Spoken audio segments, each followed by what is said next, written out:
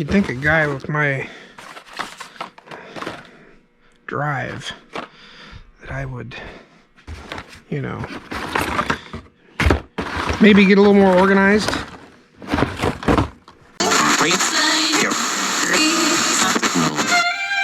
I'm not a writer. Okay.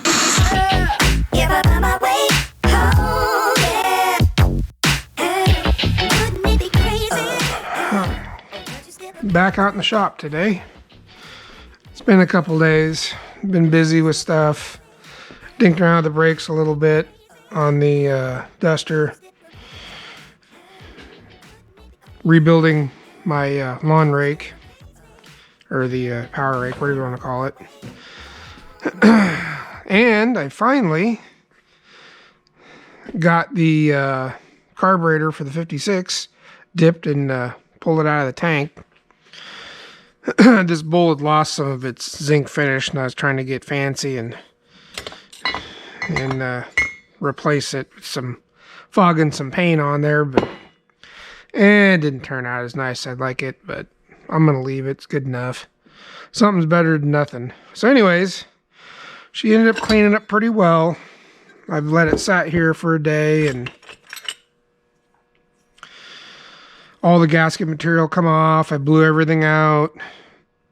Once I pulled it out of the cleaner, the first thing I did was rinse everything off with water. It's water soluble type stuff. And then I just brought it in here and did a real close inspection and blew everything out. Chased the passageways with little pieces of wire to make sure everything was nice and clear.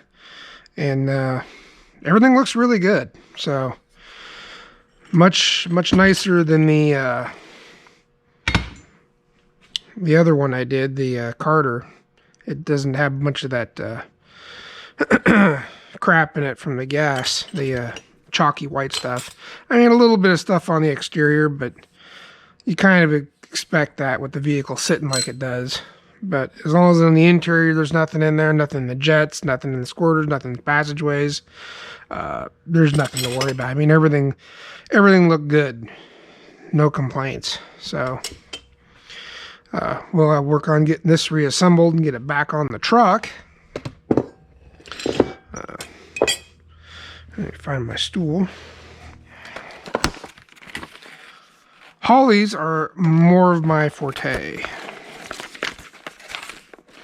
I like them better. I mean, there's nothing wrong with the other carburetors. Nothing wrong with an Edelbrock. Well, nothing wrong with a Carter. There's something wrong with an Edelbrock. I used to be a big a Carter AFB guy back years ago when Carter was still Carter. Ever since Edelbrock bought him out, I don't know. I've not been able to do. I have not been as lucky to get the AFBs to work for me like they used to. And I don't know why that is. Something they've changed. I mean, a lot of guys, I've talked with it to other guys, and some say yes, some say no. Some notice something, some think it's not any different than it always was. And I'm like, okay, well, is what it is. I used to have pretty good luck with the Carter AFBs, and just, man, ever since Edelbrock bought them, I have not had good luck at all. Okay, so all I'm basically doing is getting some of this stuff out of the way. Oh, I meant to put some paint on those. Oh well, I'll do that. I can do that anytime. And I like to get all my hardware all kind of situated. It just makes it easier when I'm putting stuff together.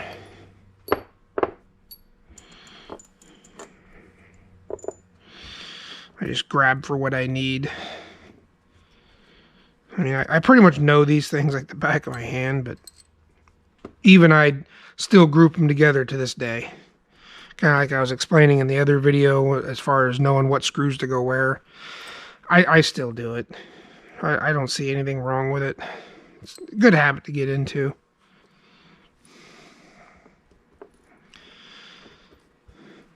because there are slight differences to some of these. Especially when you get into the chokes and things like that. There are a little bit differences. See how the screws are just barely shorter. These longer ones are for the actual choke housing. These shorter ones are for the secondary housing. And they're just enough. Just a slight difference. I mean, trust me, I had figured this out the hard way. But it's not, I wouldn't say it's necessarily the hard way. It's just, you learn. You learn by doing. You know, and I found that laying these bad boys out is the easiest thing for me. And see, there's also differences too with these screws. These 4 longer ones, they are for, I believe they're for this guy right here. And then you have these 4 shorter ones. Ooh, and I could be wrong. Nope, I'm not. These are for this guy here. These shorter ones, or no, I am wrong. I am backwards. Yep. These guys are for this housing here. At least it should be. Yes. Gotta see. I gotta make sure. Even as many of these as I've done, I still goof it up too. The shorter ones are for this guy here. You can tell because the flange is only so thick. Even with the gasket. So, accelerator pump, vacuum secondary cap. And on some situations, I would order the adjustable kit and play around with it. But to be quite honest with you, with what the carburetor was set at out of the box, or how I got it, it runs fantastic. So I have absolutely no desire to change that. And these washerless ones here, these 3, obviously would go to this choke here. But anyways, going back to the adjustments and stuff. Yeah, there's, in my mind, there's no reason to change anything about the way this thing was set up. As long as it goes back to that when I put it back together. It ran fantastic. It really did. So I don't wish to change anything. It was actually getting pretty good fuel mileage for a 390 FE and a 56 pickup. I'll check my power valve. I think it's right. It was getting 14 to 16 miles a gallon, even blowing down the road on the freeway. Yeah, to show me another 390 that does that. They're not exactly well known for being fuel misers. Basically, I just need to, and this is why I saved my old base plate, if I can talk, is you do have generally a selection of them when you get these kits. And you don't always, I mean, a lot of them are very, very close together for what they look like. See, in this one here, the biggest thing you'll notice in some of these is the bore. See how much bigger the bore is on this one? So that's a no-go. Now this one here, and I always lay these on top of each other and check. See, this one's not bad, but you have extra holes where this one does not have them. See? Now in a pinch, this one could work. It may not matter if it's plugged off or not, but I'm thinking it does matter. Well, see, the hole on this one is much larger, and it's right near this vacuum passage. So we'll say no to that one. In a pinch, it would probably work. Now here you got one here, same story, but the bores are much bigger. See? Or no, I'm sorry, I'm on backwards. Yeah, see, the bores are smaller. That's why it was showing through the backside. They're just slightly smaller. And there's a little bit of differences in the holes cut in the piece. So we'll say a no on that one. Okay, now this one here, see, it has things punched out much in the same fashion. The only thing that bugs me is the bore size is smaller. I don't like that. That ain't good. Other than that, it seems like most of the holes are the same. Smaller bore size, not going to work. So now I need to go back through these guys again and determine which one's the closest. Obviously, not these two. Too small and too big, both ends of the spectrum on those. So then we got these two guys here. Now, looking at the holes, see, these are slightly larger than this one, but I want to see what the barrels look like. See, that one's pretty darn close. And it has the ovaled slots. This might be our gasket right here. Even though these holes, there's holes on both sides, but it doesn't look like it's going to be an issue because it's not in the line of that vacuum passage. And it's right on the edge. So this one might be our ticket. We'll put that one there. Now, again, same situation, but see, they're not, oh, and you got two holes that aren't even cut out there that are cut out here, see? So this guy here is probably not going to be our base gasket either. So we'll choose this one here. That's the closest. That is the exact reason why I try to keep these in one piece when I take them apart and save them until I get my kit. Because these kits do come with different base gaskets, and it can or can't, it may or may not make a difference. I'm thinking big time with vacuum leaks, if you're going to have problems or not. So, anyways, and it's weird because you look at this, and some of these, like, see, this one here doesn't even really fit. And you look down here, but I think it's the blank passageway anyways on this particular base. So it makes you wonder if I did this last time, if I even put the right base gasket on it then. This was our second place choice. Yeah, see, and I don't know if I like that at all, because there's a lot more. Yeah, I don't know. It might work. It probably would work. But usually I'm pretty tentative to things like that, so I'm almost 100% positive I didn't have the wrong gasket on it the last time I went through it. Almost 100%. There's no guarantee. So we're going to go with this one. Like I said, this carburetor ran really good before it got all gummed up. So we're going to stick with what we know. There's our choice. And pretty much about the only thing you do at this point, you just put the base on the main body, and that's all you got to do here. Not really anything else to do unless you wanted to put in the backfire protection, which this already has. Backfire protection consists of this check ball with this little collar hammered in to hold it. And it has this little, like, it looks like a jet, which it very well could be, basically be, which you can unscrew, and it limits the signal or something, because all it does is come straight through up into this cavity here. Oh, I see. It ties in with the 4 barrels. So yeah, I mean, that's what the kit consists of, if I could talk. If you want to do the anti-backfire, power valve saver, also known as, that's what this little collar and check ball is here, drilled in here, and this piece here. Which is a good thing.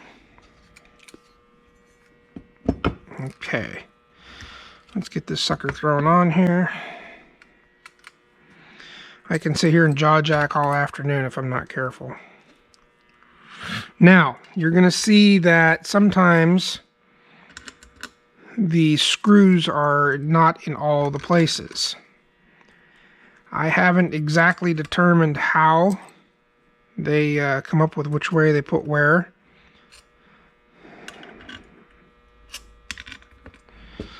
But these two here would easily fall into the intake. So I'm going to leave these out. Whereas these two here would get stopped by the gasket or whatever from falling in. There is a lot of cases.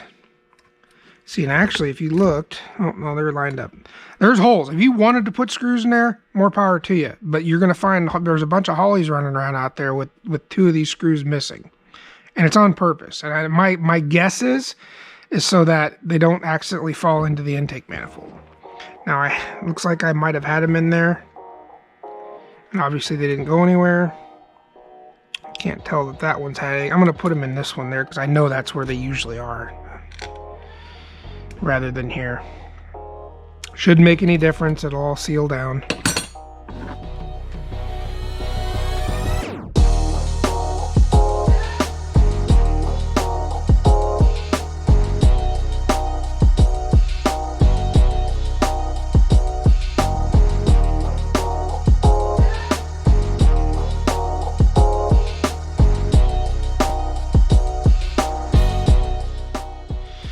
Now the rear is a no-brainer for the most part. It's going to be this gasket here. Why? Because it's the only choice we have. But you're going to run into some instances where there's going to be this gasket or one similar to it, and you'll have this plate, and there'll be a metal plate, which is where this gasket comes into play. This gasket here will always go onto this piece, but you only use it when you have the metal spacer plate. Without the metal spacer plate, which this one does not have, this plate here goes directly to the gasket. So you don't use this unless you have the metal spacer plate. Which I'm not sure why they did that. I just know that they did it. So this guy here, and these take these crazy clutch head screws, which, like I said, you can use a finely tuned screwdriver for this, or I did buy the actual clutch head. I want to find a clutch head screwdriver. So I've been using this 1/8 Craftsman screwdriver on these things forever, and they seem to bite. I've never had a problem with them. And again, German torque. Not too much, because you're just going to distort the aluminum casting.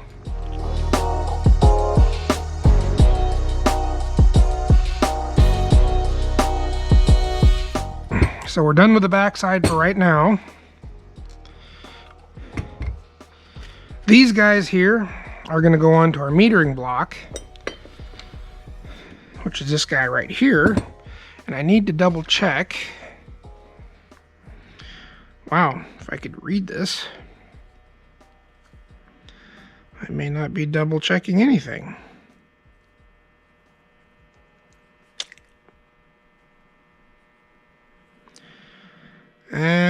Well, if that said 6.5, it doesn't now.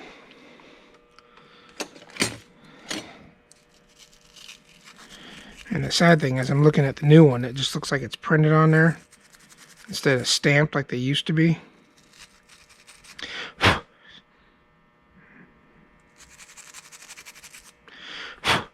This is what good old alcohol-infused fuel does for your vehicle if it's not set up for it. Yeah, and I'm not seeing anything on this. I'm gonna assume, just because I do that. Yeah, see, this is printed on there, and if this one was printed, it's long gone. We're gonna run the 6.5. Call her done.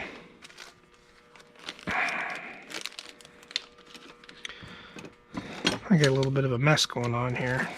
I'll put this somewhere over here in the pile of stuff we don't need. Oh, there it is right there. So we're looking for this guy here. Now, sometimes you'll see one that is maybe smaller and have like 3 cutouts on it. That's also considered a power valve gasket. It's just a different style. I don't think you'll see one in this particular kit. I know in my other kits they have ones like that. And you just screw them down in there. Now, provided this is all without having to doing any other major changes. I'm putting the carburetor exactly back to the way it was. It ran very well the way it was, and I have no desire to change anything, so 1 inch, that's what this size is here, and I always prefer using a wrench. I know some guys don't have a 1-inch wrench. Get one. You could use an adjustable, but I always worry about the adjustable marring the surface here when you get it at a weird angle. It's a piece of insurance. That little stubby set that you saw here, I believe, if it wasn't China freight, which it's not, these all say Craftsman, but this one's an MIT. This is a set that's similar to like a China freight or cheapy set. You can get them at an auto parts store. I think I got it from a vendor at a swap meet, a whole set of them. I keep the rest of them in my junkyard toolbox, except for these 2 sizes I didn't have in here. But they're handy for stuff like this. We can put our jets in. And these are, man, oh man, my eyes are just flipping horrible. I am getting old. Should be like 66s or something like that.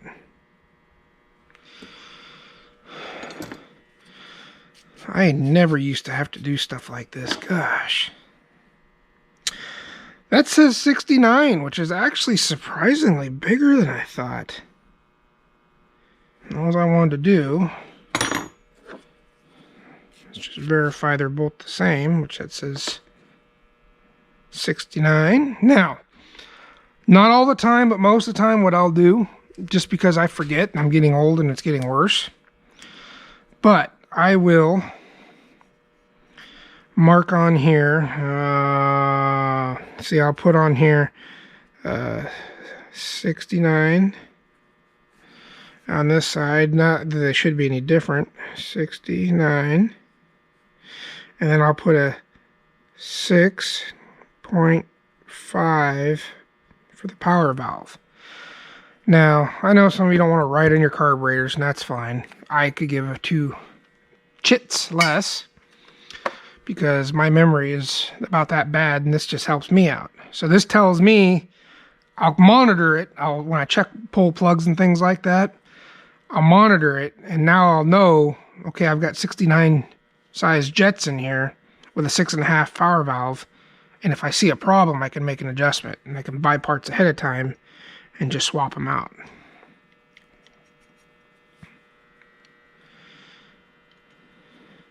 And this is a tool I finally picked up after all these years. This is an actual jet screwdriver.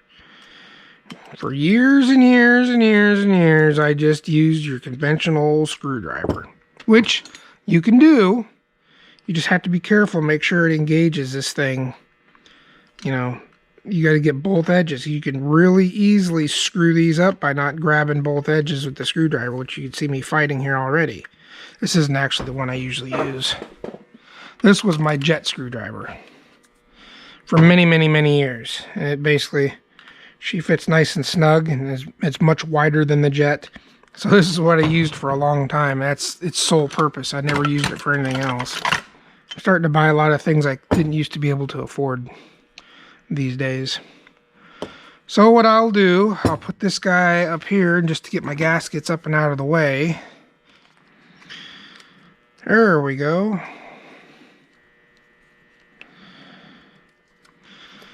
So I'm just going to just put things out of the way. You don't have to do this. I do this just cause. That way it's not banging around on the table, and I'll come back and put my gaskets on and the bowl on. So, I think what we'll do first, we will get the accelerator pump put together, and that takes one of these little doohicks. Now on the older ones, there will be a little check ball and a strap across here on this side. You'll see a check ball and a metal strap. Now, you can take that strap off, it's soldered on, and replace the check ball. On those older ones, I never did. But on these new carbs, they just use this rubber little flap, I guess is what you want to call it. I don't know. There it goes. You'll see it, the little bulb of it, or the, I'll pull through just like so. Some guys clip that off. It don't matter, I don't think. 6 1/2 dozen. So here's your spring.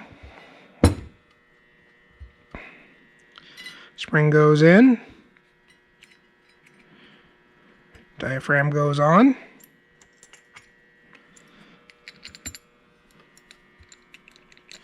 Just like so.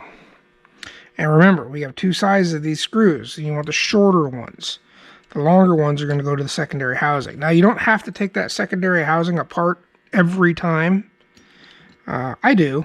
Well, I shouldn't say that. I don't take it apart every time.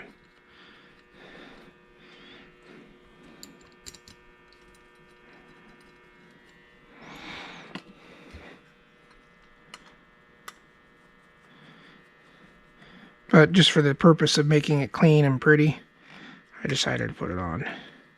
Or put it in the cleaner. And again, this is another one of those where you don't smoke it down. Just snug it up good.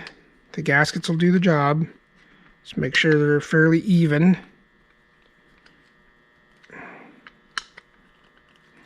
There's no sense in getting carried away.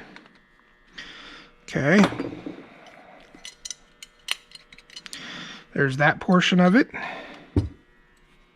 I did realize I forgot a couple things pertaining to the metering block here.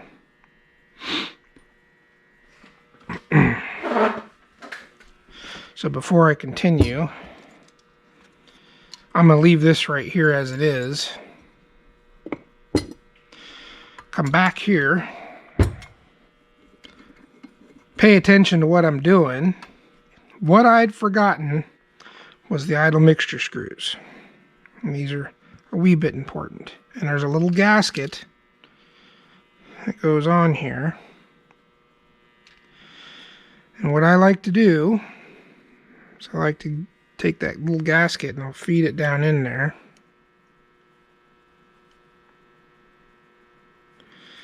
You can take a little screwdriver. You just want to poke it down in there nice and snug. And then I will take this guy and kind of start screwing it. And you'll feel it when it's catching.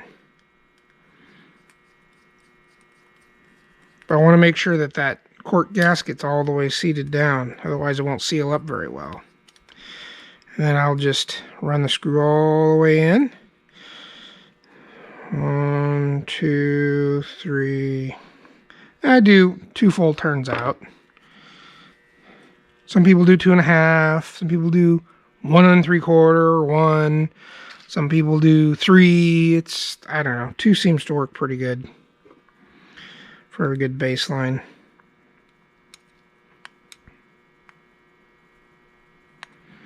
I just make sure that's all the way down. Now I'd take and clean these up a little bit. A little quick twist in the real fine grit sandpaper cleans anything right off of these. You don't have to get crazy.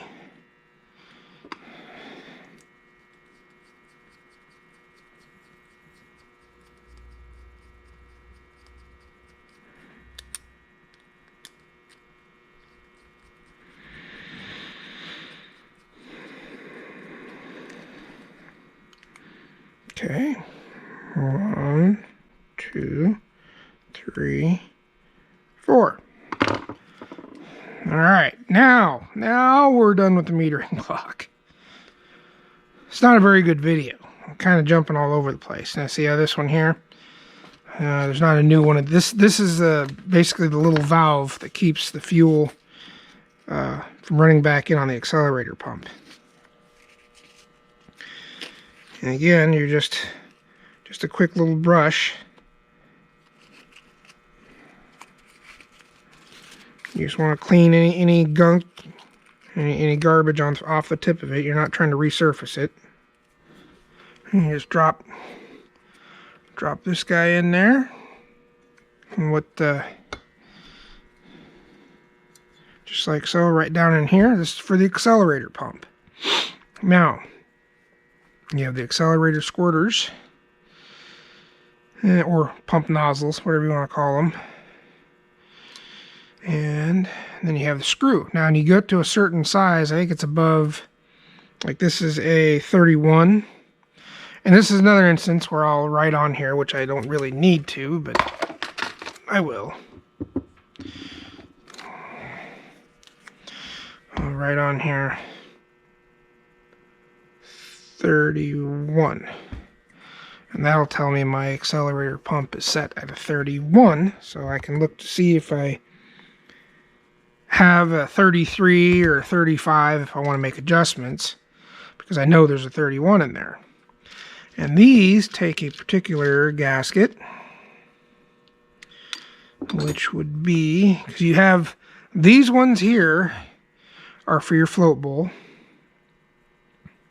because you're going to have some that are very similar size. So we'll go ahead and throw this guy in here. Seems I dug them out.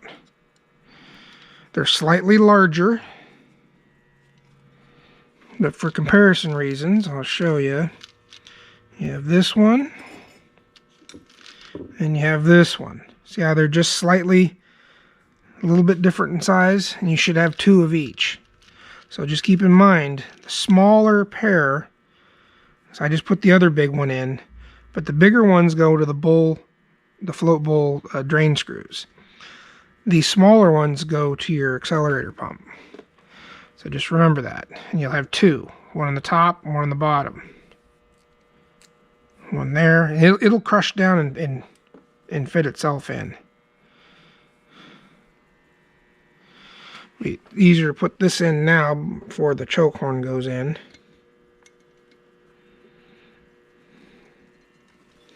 Or the flap, or whatever you want to call it.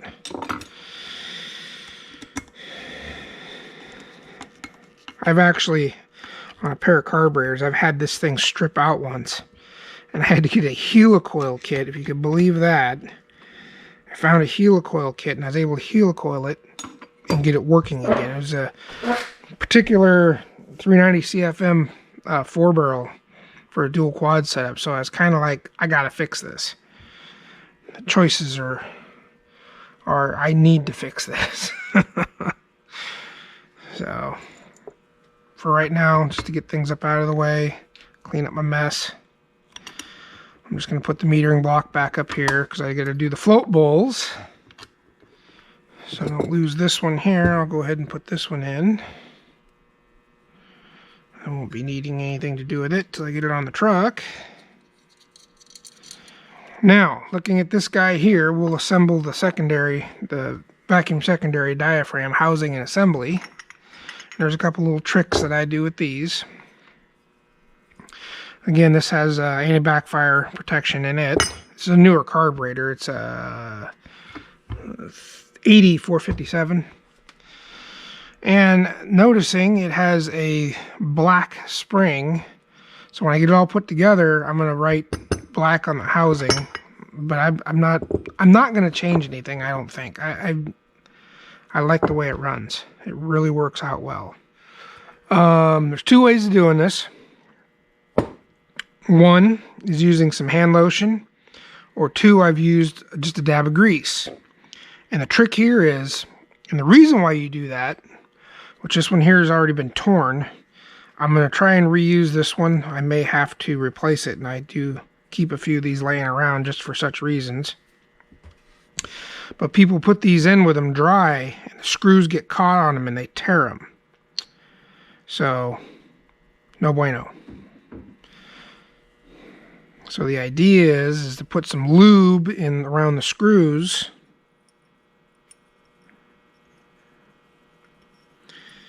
This guy is supposed to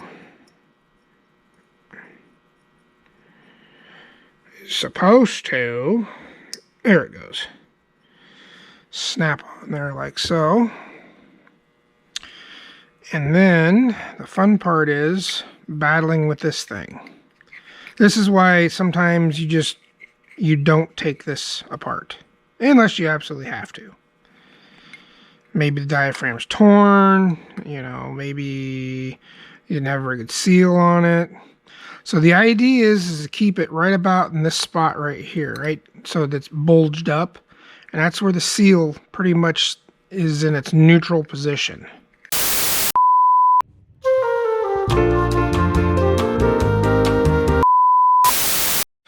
Alright, we're back again. I don't know if I had battery issues or if I had an overheat issue or something weird going on with my camera. My big fat head creating too much heat or something. But anyways, while it was cooling and I changed batteries, a little investigation, and lo and behold, here's this cute little cross-reference sheet. And I don't think I've run across this before, but then again, maybe this is something with the quick kits that they do now versus the full kit. So anyways, it wants to know a number stamped in your needle and seat. I'm thinking, wow, I forgot there was a stamping on here. So I'm looking around for it, and I see this. There's a D right up here where the flat is, which I don't know if I ever noticed that before or not.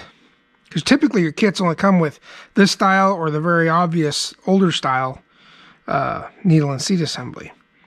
And this one has a D stamped in it.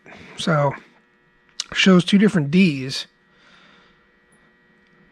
A steel, which obviously this is not. This has got the Viton tip. So we'll go down here, and it says you will use 97 thousandths. Viton adjustable. And it's going to be either this kit or this kit, which is going to be this one right here. Now the other one, this -2, applies to the H needle and seat. So I'll make sure and mark that on this package and I'll save it, but it's 110 thousandths. So, interesting. I hadn't run into that before. Or maybe I did and I didn't think anything of it. So anyways, I cleaned them both off just to make sure and they both have D's on them. So that's good. Verified. So we can put the needle and seats together when we get to that point. Back to this guy here. Now, you're all gonna laugh, but this is actually a little trick that my parts store buddy showed me. And I've been using it on rubber gaskets and whatnot since then. Especially O-rings around fuel systems and things like that. I've been using this little trick where I just put hand lotion on the screws. Now, before that I was using grease. Grease works just fine. But you always have that chance that there becomes a weird reaction to the rubber with the grease. So, just keep that in mind. And I like to bring that up. Get her centered up as best as I can. And I'll kind of try to hold it in that position. I don't want it to push down on it because it will mess the seal up. And the spring is going to naturally push down on it. This is always a pain in the butt. And if somebody's got a better way of doing it, I'm all ears. But this has been the only way I've been able to figure out how to do this. And it's really, in my opinion, still not that great of an idea. Because whatever you do, you don't want it to push down on it because it will. And this secondary seal is almost garbage. I should probably see if I have one. 330, I don't know.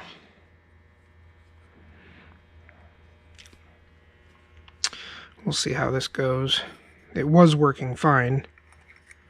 Another one of those, if it ain't broke, don't fix it setups. Usually this thing stays rolled over pretty well.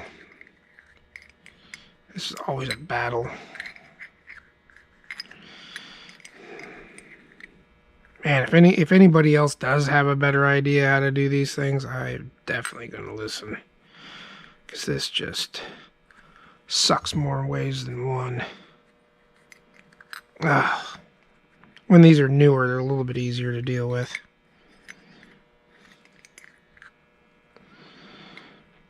Definitely not want to... When you have the cap that has the top that comes off, this is way easier because you don't have the spring pressure you're fighting. But when you have the spring, then this is exactly what you're going to end up fighting the whole time.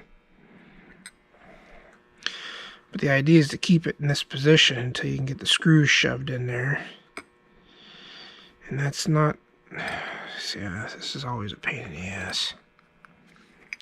This is probably the dumbest Holley design. You know, of all the Holley stuff, this is probably one of the dumbest things they've ever done. I'm going to see if I got a new one.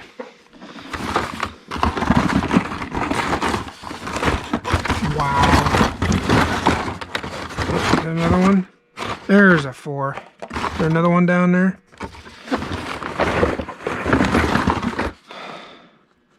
There they are.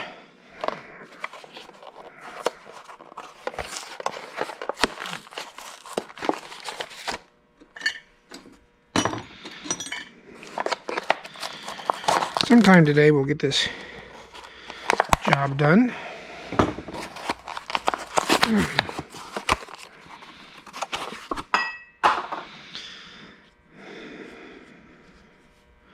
Now, see how it's kind of sitting where it needs to be? And this thing's all tore to shit. Should make it maybe slightly easier to deal with. Yeah, see how that's sitting just like that? That's how it's supposed to be.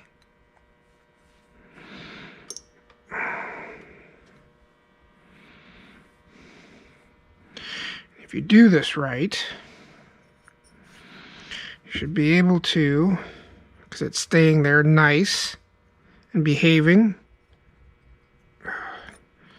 I know I'm doing something just not exactly right. There's got to be an easier way. Oh, for the love of Pete and sake!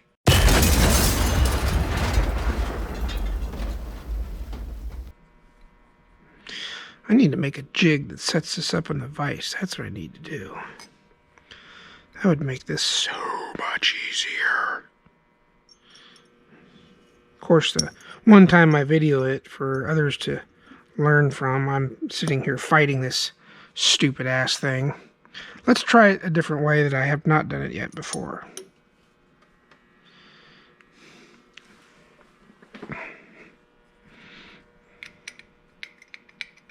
This is different. I have not done these upside down before. The biggest thing is to make sure that you got the gasket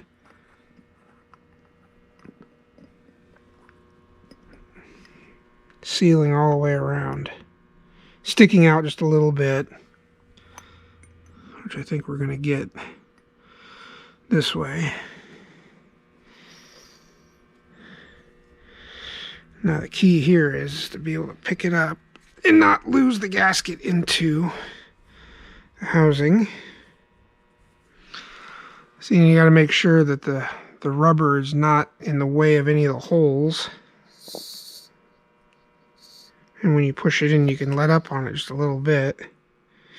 Now, this is where the lubricant comes into play, because if it is near that diaphragm, it's going to grab a hold of it and take it for a ride. So by using just a little bit of grease and or hand moisturizing cream, yes, I said it, this keeps it from grabbing a hold of the gasket and taking it and messing it up. Give it another punch, because obviously it's not, it should be centered, and it's not centered. So that means the gasket's moving around a little bit. So what I'll do is I'll push this thing back down, and I'll just take a little tension off the lid. It's still not doing it. Okay.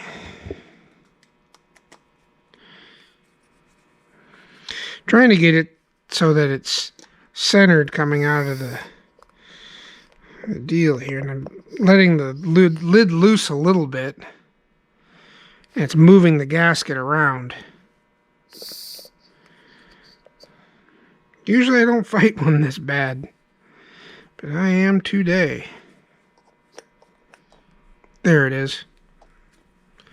So it's, well, it was almost centered. Yeah, see, it's not really coming through on this side very well.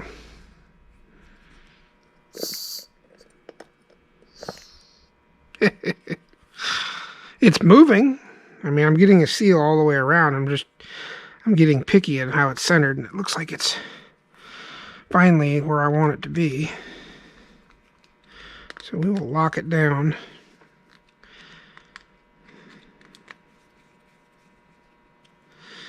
And again, you don't have to super smoke this thing. There, see how it's almost centered coming out of there? That was kind of what I was farting around with. And then making sure that I've got seal exposed on all sides. You know, that it hasn't gone inside of itself or any of that jazz. So it looks like we're there.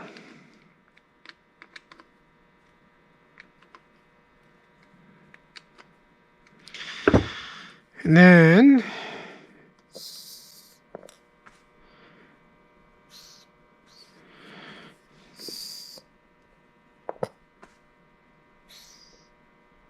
yep, it's working. All right. And this flipping thing, yeah, see, it had tears on the edge. I don't know if that was me that fought that thing, but maybe I did. I don't know. I'll decide if I want to hang on to that or not. Okay, now that we're done farting around with that,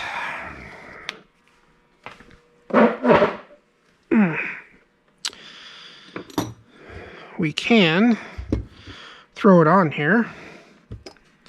Now this has a gasket on it as well. It's one of these squares, but the reason why it's on the square is because it's on some stickum. So it's got a sticky side. You just apply the sticky side to this guy right here, just like so. And the fact that it's sticky is kind of nice because you don't have to worry about it falling out or fighting with it, and like everything else so far. And then put her back on there, just like so. And remember, this was the shorter ones. At least it should be. Yep. So make sure your gasket's still intact, and make sure the surface is still clean.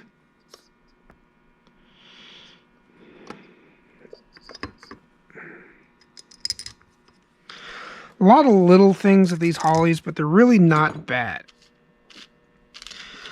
Oh, that's interesting. That's one thing this kit, I'm now noticing, does not come with, is any springs or clips or any of that stuff. Oh, that's interesting. Okay. That, good thing I saved the old shit. Yeah, I'm just now noticing that there's no, it's just gaskets. There's no little clips or nothing. Well, I guess it's a good thing I saved them. That's pretty rinky-dink cheap on Holley's part. This one here, which I don't think... Is it the one? Yeah, this is the right one for this one. I lost one when I was taking it apart. But again, I was thinking it came in my kit. Good thing I save a lot of this stuff. I should have some more E-clips. One of my fuel bowl E-clips took flight when I was taking it apart. But I even saved my old ones. So that's interesting. There are no small clips and stuff in this kit. Okay. I could never remember why I was buying one kit over the other. Maybe that was the reason. Yeah, this crazy clip right here goes on this shaft. And this little one here is one of the fuel bowl ones, which we might as well finish assembling. So look at this. Oh, that's cute. I don't know if you guys can see it. Let's see if I can blow it up for you. It says D.097 on it. So I don't know when they started doing that, because I sure as heck don't remember that. They're doing it now.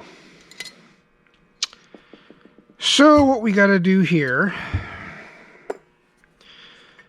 get us a float bowl in there. And these are still good.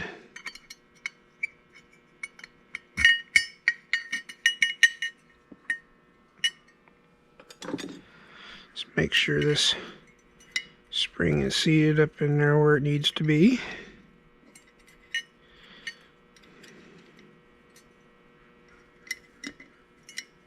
There we go.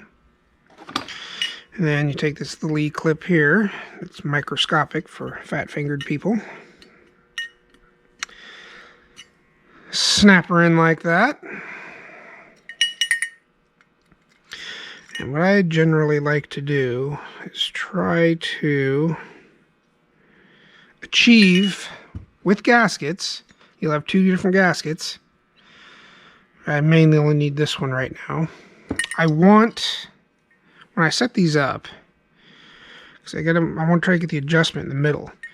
I want this float basically level as it's halfway down the nut. That's about halfway.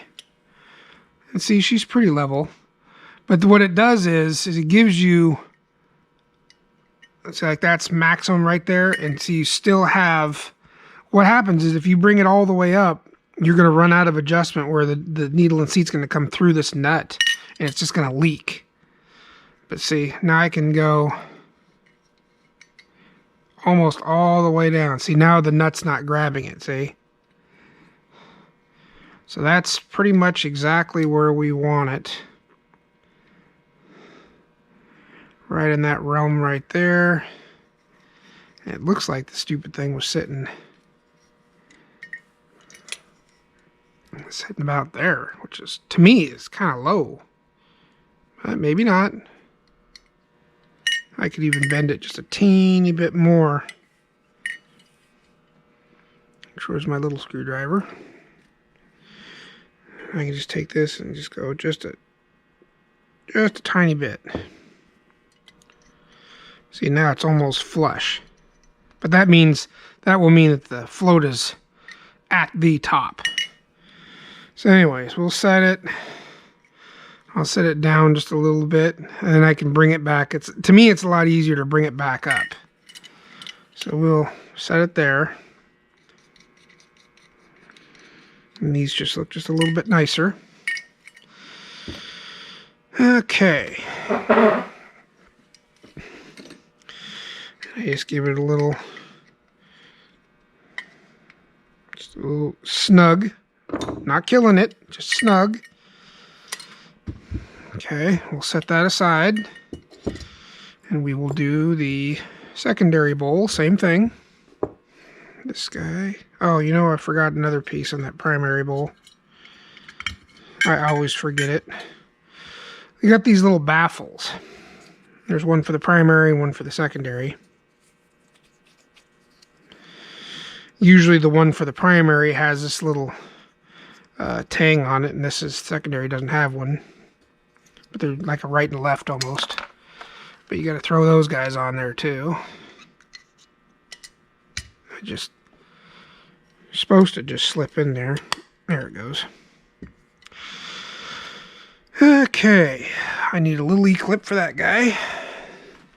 Which it might be in that container. It could be in this one.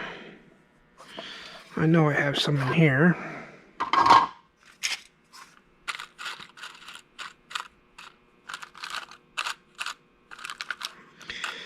Always gotta save stuff, man. You just never know. There, this one here should work.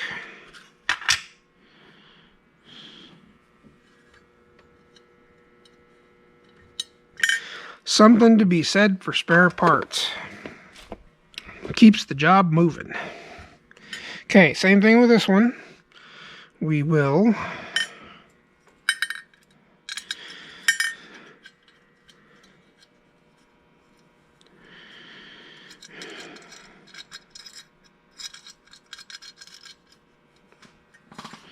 I think some people also put lube on those O-rings. You can do that. There's nothing wrong with doing that. I don't all the time. Sometimes I do, sometimes I don't. I'm forgetting damn near everything today, so we'll just roll without and watch the destruction. Okay, so see, it's just losing contact at the bottom. And we want to make sure that as it hits the top, yeah, it's almost flush. I'm going to give it just a tiny little twist.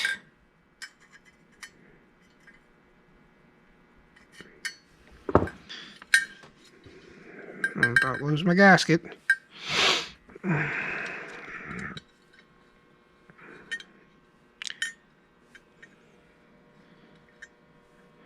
Yeah, pretty much flush. But you won't have it at the top anyways, and you shouldn't have it at the bottom, but it puts it so that the adjustment's kind of in the middle. Less likely for it to leak and not seal properly. That's how I set them up.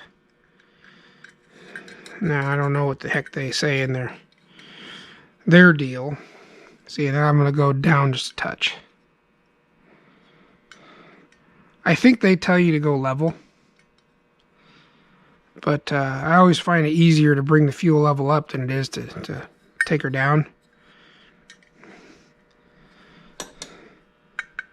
Especially the secondaries, because you don't really use them. Primaries, it'll eventually use what's in there, but it's the secondaries, that's not always the case. I'm looking over here and making sure I'm not forgetting any more parts, because apparently I'm good at doing that. And it doesn't matter which order. You can put the rear bowl on first or the front bowl on first. It doesn't matter. I'm just doing it this way because... And it may be a little bit easier, so I'll do it that way. To actually put this guy on first. Just because then you can work the bowl up into it. So put these guys together like so.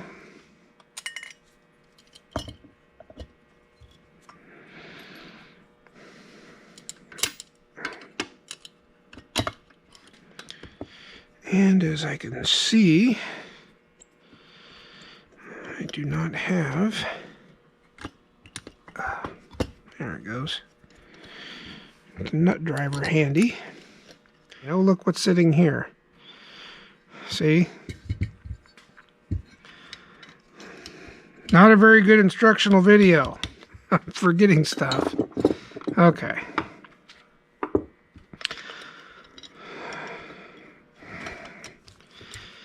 Okay. Oh. Y'all are probably screaming at me too. Hey, dumbass! Put your gaskets on that you forgot you were just telling us a story about. Well, I'll tell you this. I was just putting them in just to hold the bowl up. How's that one? You gonna buy that? I wouldn't buy that. God. So, this will be now a video on what not to forget while building your Holley. Seems how I can't seem to get anything in order like I'm supposed to. I suppose at least I'm catching it before I get it onto the car. Again, German torque, good and tight. Don't smoke it on there. It's only aluminum, a little bit of pot metals too. We don't need to warp anything. Okay. So our parts pile is getting smaller, which is always a good thing. Now let's turn this bad boy around and put our secondary bowl on. And here's where things get a little bit different. Now, there are two designs of this transfer tube. There's one design that is slick. It doesn't have these stops at all. And I'm not sure. I suppose you could use these on here. But these are designed for a tube that does not have this stop. And there should be O-rings in here just for that. Which which is going to be these two guys right here. These, I mean, they may work. I don't know. I haven't tried. But these are designed for a tube that doesn't have these little edges. That's what these guys are for. Now, would those work? Possibly. I'm looking in here to see if I see. Nope. I gotta clean that too, because apparently this kit doesn't come with that.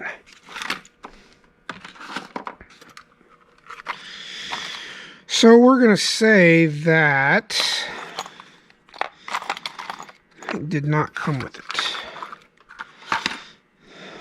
Or I used the O-rings. I probably ended up getting tossed. So we'll bust out the old lotion again. This works really well. Again, it won't affect the seals, which is really cool. And I've used this many times since my parts buddy guy, that's also a Ford guy, works at Napa, suggested it to me, which is just, it works great. Had no issues. So anyways, she just slides right in. I mean, that's beautiful. Now you notice I didn't push it all the way in, because I'm going to let it find its own center. Now we make sure we got all our stuff in here. Our floats are set a little bit low, which is fine. I did that on purpose. And that she's got a little snug to her, good. E-clip, baffle. And then we can put this on. But what I'm going to do first is put my little washers on here. Just like so.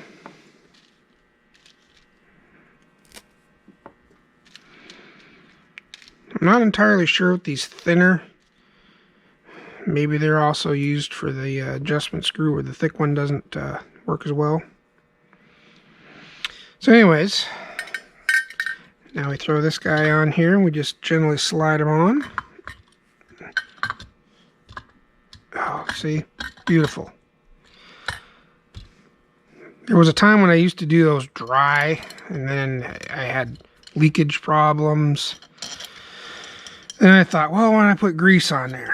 So I did that for a long time. And then a fella at my parts house, we were talking injectors and whatnot. And he says, hey, I was doing O-rings on my boy's Ranger.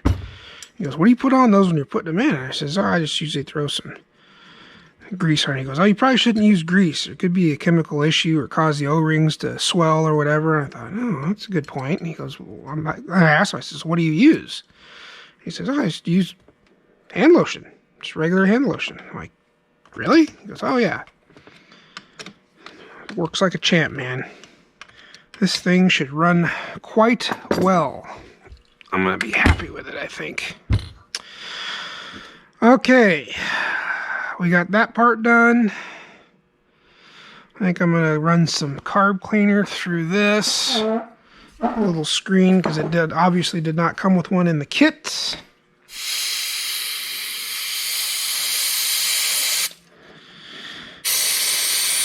And let's see, anything in there? Nope. Okay, now should be two gaskets, much lot looking like these guys right here. And we'll slide this guy on. Actually, before I put this on, I think I'm going to sneak in here. There's a bracket. It goes down in here. It's for my kickdown. It's a little bit easier to get to with that out of the way. All this is it's a kickdown return spring for the Ford kickdowns. So your Chevrolet or your Chrysler carburetors will not have this.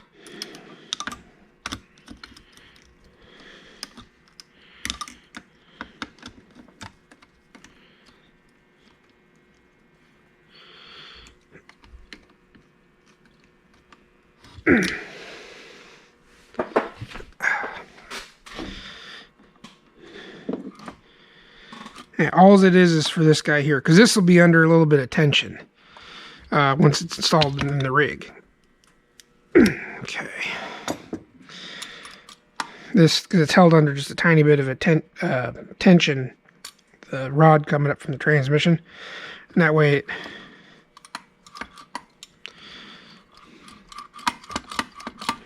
it's acting kind of sticky. That is strange. You see that?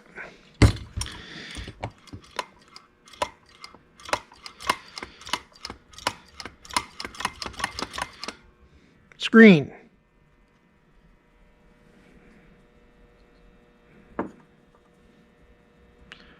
One gasket. Banjo fitting. 2 gasket.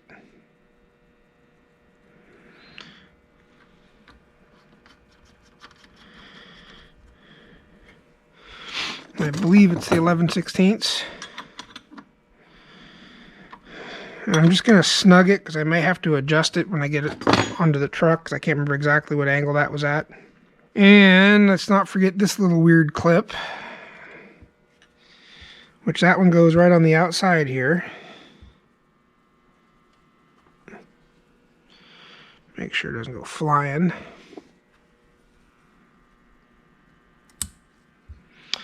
There we go. That's on there, not going anywhere. So let's get this choke thrown on here. I think we'll take a break.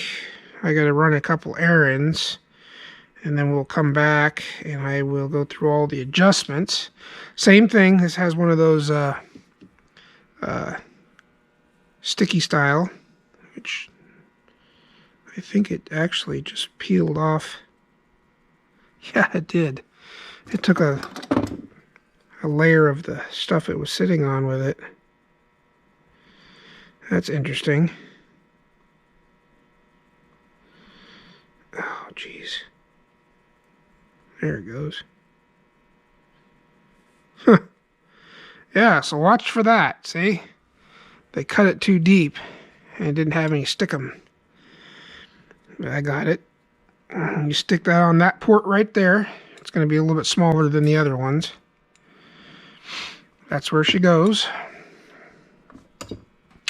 And then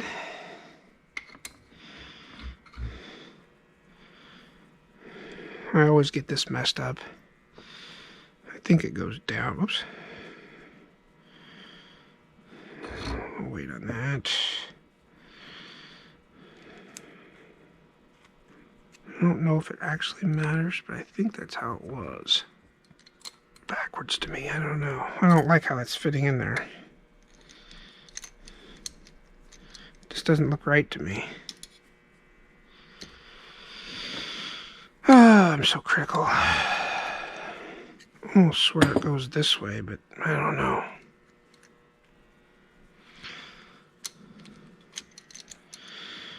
So I think what we're going to do is we're just going to go notch out, notch up, or bevel up, and roll with it.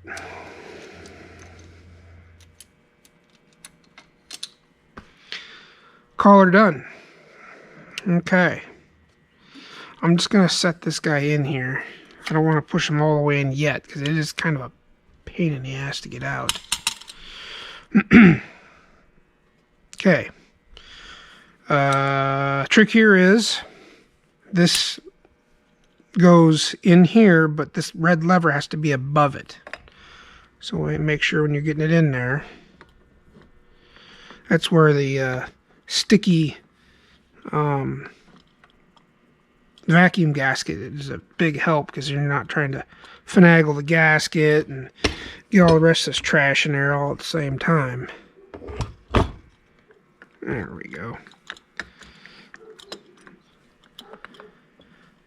Sometimes you just got to make sure it's fitting in there just right before you just go cramming things in. Things get broken very easily. And setting this up and getting it all adjusted is no big deal. Like I said, these are real super easy. My daily is got this carburetor on there, a Holley. I think it's a 4150 model. But my 78, before I ended up with fuel leaks in the rest of the system, it has a Holley on it, and I drove it every day. And it works great. I have zero complaints with it. So I believe I will go ahead and poke this clip in right now.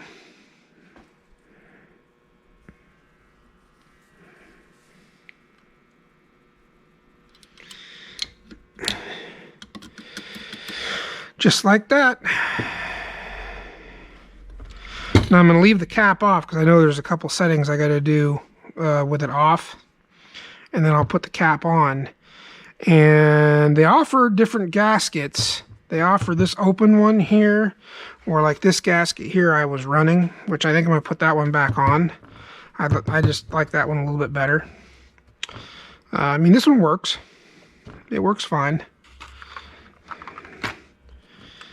And then, of course, my grungy looking cap. And like most of this other stuff. And here's something else. There's a couple other YouTubers that pointed this out. These